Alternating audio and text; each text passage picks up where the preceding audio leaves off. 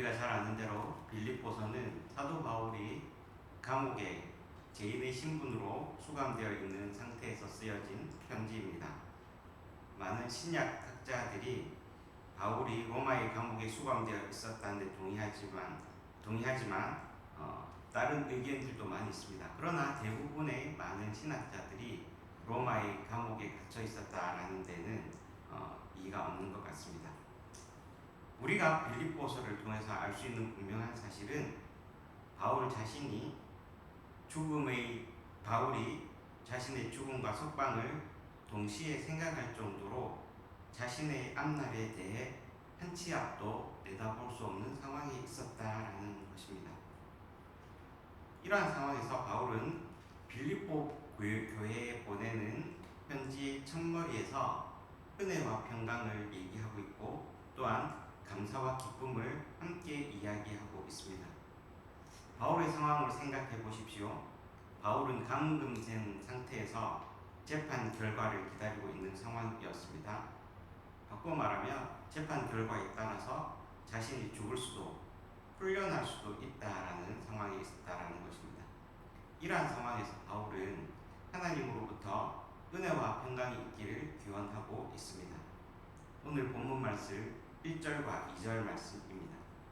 그리스도 예수의 종 바울과 디모데는 그리스도 예수 안에서 빌립보에 사는 모든 성도와 또한 감독들과 집사들에게 편지하노니 하나님 우리 아버지와 주 예수 그리스도로부터 은혜와 평강이 너희에게 있을지어다 라고 말씀을 하고 있습니다. 하나님 아버지와 주 예수 그리스도로 말미암는 은혜와 평강이 있기를 사도 바울의 인사는 곧 빌립보 교회의 교인들로 인한 감사와 기쁨으로 이어지고 있는 것을 볼 수 있습니다. 이어서 3절과 4절 말씀인데요. 내가 너희를 생각할 때마다 나의 하나님께 감사하며 간구할 때마다 너희 무리를 위하여 기쁨으로 항상 간구함은 이라고 말씀하고 있습니다. 3절에 제가 읽어드린 감사하다라는 이 표현은 우리말 어순에는 후반부에 나오지만 헬라에서는 가장 먼저 나오고 있습니다. 즉 1, 2절에서 인사를 끝낸 바울의 첫 마디가 감사하다라는 단어였습니다. 바울은 자신의 삶이 어떻게 전개될지 모르는 그러한 막막한 상황에서조차 하늘로부터 주어지는 은혜와 평강을 누리며 넘쳐나는 감사와 기쁨으로 기도하고 있습니다. 바울은 감사와 기쁨의 원인을 빌립보 교회의 성도들의 참여 때문이라고 밝히고 있습니다. 이어서 5절 말씀인데 너희가 첫날부터 이제까지 복음을 위한 일에 참여하고 있기 때문이다 라고 말씀을 하고 있습니다. 우리가 읽은 개역개정 성경에서는 참여로 표현되고 있는 이 단어는 예전에 우리가 처음에 가졌던 개역 한글 성경에서는 교제로 번역되어 있습니다. 왜냐하면 이 단어의 헬라어 표현이 코이도니아이기 때문입니다. 여러분들 혹시 코이도니아라는 표현이 기억나십니까? 제가 젊었을 때 교회에서 주로 코이노니아 시간 이러면 맛있는 간식을 먹고 즐거운 레크레이션을 보내며 친구들과 또 형 누나들과 동생들과 함께 보내는 그러한 친교의 의미의 시간이 많이 있었던 것이 기억납니다. 그래서 코리아 코이노니아 이러면 왠지 기대가 되고 즐거운 그런 마음이 드는 것이었습니다. 그런데 우리는 오늘 읽었던 빌립보서를 통해서 코이노니아라는 의미의 다른 의미를 배울 수 있습니다. 이 바울이 사용했던 코이노니아라는 단어에 복음이라는 단어를 나란히 붙여서 사용하고 있고 또한 이전 성경에서는 복음에서 교제함이라는 단어로 번역되고 오늘 우리가 읽었던 말씀에서는 복음을 위한 일에 참여함이라는 단어로 번역되고 있는 것을 알 수 있습니다. 그러므로 코이노니아라는 이 헬라어는 단순히 오락, 즐거움, 친교의 그러한 개념이 아니라 복음 안에서 서로 영적 교제를 나누는 것에서부터 복음을 위한 것 위에 가진 것을 함께 나누는 참여의 의미까지 포함되어 있다라는 것을 우리는 오늘 새벽 말씀을 통해서 배울 수 있습니다. 빌립보 교회는 바울과 함께 복음 안에서 그리고 복음을 위해서 동력해왔고 또한 이러한 사실에 바울이 감사하고 있다라는 것이 첫 번째 이유입니다.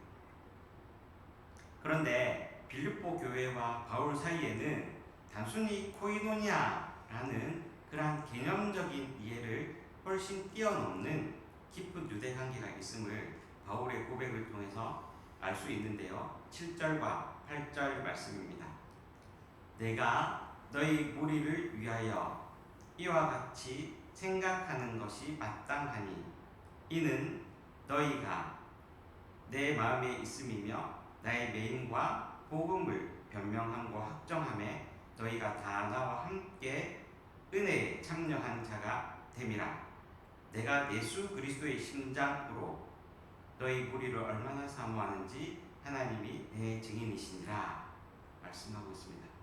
사도 바울의 마음에는 빌립보 교회의 성도들이 자신의 마음에 있었다라고 고백을 합니다. 그리고 그 마음이 단순히 마음으로 끝나지 않냐고 나아가 예수 그리스도의 심장으로 그들을 깊이 사모하고 있을 뿐만 아니라 자신에 대한 마음에 대한 하나님의 증인이 되어줄 수 있다라고 고백을 하고 있습니다. 이러한 바울의 고백은 빌립보 교회의 성도들로부터 더 많은 후원과 헌금을 받기 위해 아첨하고 있는 말이 아닙니다. 이 편지들을 쓰는 동안 사도 바울의 기억에는 빌립보 교회와의 아름다웠던 추억이 떠올랐을 것입니다. 여러분, 빌립보 교회가 어떻게 태동되고 어떻게 시작되었는지 여러분들이 잘 아시지 않습니까? 사도행전 15장 이후에 예루살렘 공의회 이후 16장에 사도 바울의 2차 전도 여행이 시작됩니다. 아시아 지역으로 선교하기를 원했던 사도 바울은 주님의 꿈의 명령에 따라 마케도니아 지역으로 옮겨가게 되었습니다. 그리고 그 꿈을 쫓아서 첫 번째로 간 지역이 유럽의 관문으로 알려진 빌립보 지역이었습니다. 그러니까 바울은 유럽의 최초의 교회이자 유럽 선교의 전초기지 역할을 했던 빌립보 교회를 어떻게 시작하셨는지 잘 알고 있었던 것입니다. 사도 바울이 전도했던 전도의 방침 중에 여러 가지 중에 하나는 그곳에 갈 때마다 유대인의 회당에 가서 복음을 전하는 것이었습니다. 그런데 특이하게 빌립보 지역에는 유대인의 회당이 없었습니다. 그래서 기도처를 찾던 중에 자색 옷감을 파는 루디아를 만나서 그의 도움을 받았던 일, 또 귀신 들린 여종을 고쳐주었다가 오히려 주인으로부터 협박을 받아서 심한 매를 맞고 감옥에 갇혔던 일, 그리고 감옥에서 찬송하고 기도하다가 하나님의 능력으로 옥문이 열렸던 일, 그리고 자결하려던 간수에게 주 예수를 믿으라, 그리하면 너와 내 집이 구원을 얻으리라 하며 복음을 전했던 일, 이러한 일들을 기억하며 바울은 빌립보에 있는 루디아와 또한 감옥의 간수들과 여러 믿음의 형제들을 기억했을 것입니다. 지금은 자신이 비록 빌립보 지역에 찾아갈 수 없는 감옥에 갇혀 있는 몸이지만 빌립보 교회를 세우시고 지키시고 붙들어 주시는 분은 빌립보 교회의 창립자이신 하나님이심을 사도 바울은 확신하고 있습니다. 그러기에 사도 바울은 흔들리지 않는 믿음 가운데서 6절에서 이와 같이 고백을 하고 있습니다. 너희 안에서 착한 일을 시작하신 이가 그리스도 예수의 날까지 이루실 줄을 우리가 확신하노라. 아멘. 6절에서 착한 일이 무엇인지를 지칭하는 그러한 단어들은 없습니다. 그러나 바울의 편지를 받는 빌립보 교회의 그리스도인들은 바울이 언급하고 있는 착한 일이 무엇인지를 분명히 알고 있었을 것입니다. 무엇보다도 바울은 빌립보 교회의 시작이 하나님의 놀라운 섭리로 비롯되었음을 누구보다도 잘 알았습니다. 빌립보 교회의 성도들 안에서 착한 일을 시작하실 분이 하나님이시기에 그것을 완성하시는 분 또한 전적으로 하나님이심을 바울은 확신하고 있었습니다. 하나님의 놀라운 섭리와 그리스도의 사랑에 기초한 복음 안에서의 교제와 동력이 바로 이 코이노니아라고 할 수 있는 것입니다. 그러기에 사도 바울은 이렇게 코이노니아라는 단어를 사용하면서 교회를 향한 다음과 같은 기도로 끝맺고 있습니다. 10절과 11절인데요.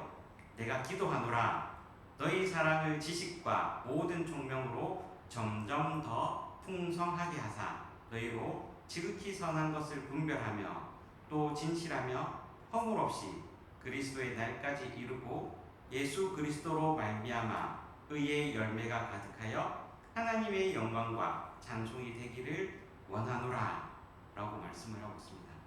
여기서 10절에서 제가 읽어드렸던 총명이라는 단어는 단순히 똑똑한 것이 아니라 통찰력을 가진 것을 의미하고 진실하여 허물 없이 라는 이 말은 순전하고 흠 없이 라는 말입니다. 바울은 자신이 그리스도의 심장으로 사랑하는 빌립보 교회가 맹목적으로 사랑만 넘치는 공동체가 아니라 지식과 통찰에 기초한 사랑으로 풍성하기를 기도하고 있습니다. 단순히 머리로 아는 지식이 아니라 진정으로 가치 있는 것을 분별하고 주님 오실 때까지 순전함과 흠없음을 지키기 위한 지식과 통찰, 이것은 교회가 교회다움을 잃지 않을 수 있는 덕목이라 할 수 있을 것입니다. 이 덕목의 기초에서 사랑을 쌓을 때 비로소 교회는 진정으로 복음으로 참여하는 교회, 주님께서 맡기신 시대의 사명을 올바로 감당하는 교회가 될 수 있다라고 믿는 것입니다. 은성교회 성도 여러분, 이 지식과 통찰을 그리고 여기에 기초한 사랑을 교회가 갖추어야 하는 덕목으로만 이해한다면 우리 자신은 바울의 기도와 상관없는 존재가 되고 말 것입니다.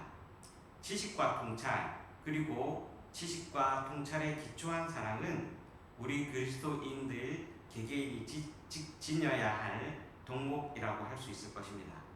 바꾸어 말하면 우리 한 사람 한 사람이 지식과 통찰에 기초한 사랑을 가지고 복음에 참여하게 될 때에 비로소 우리 교회 전체 한 사람 한 사람이 교회다운 교회, 그리스도인다운 그리스도인이 될 수 있을 것입니다.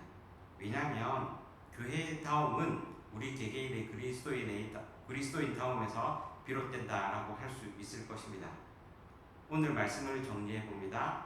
사도 바울은 그가 가지고 있는 믿음에 따라서 빌립보 교회에 사랑하는 마음으로 편지를 썼습니다.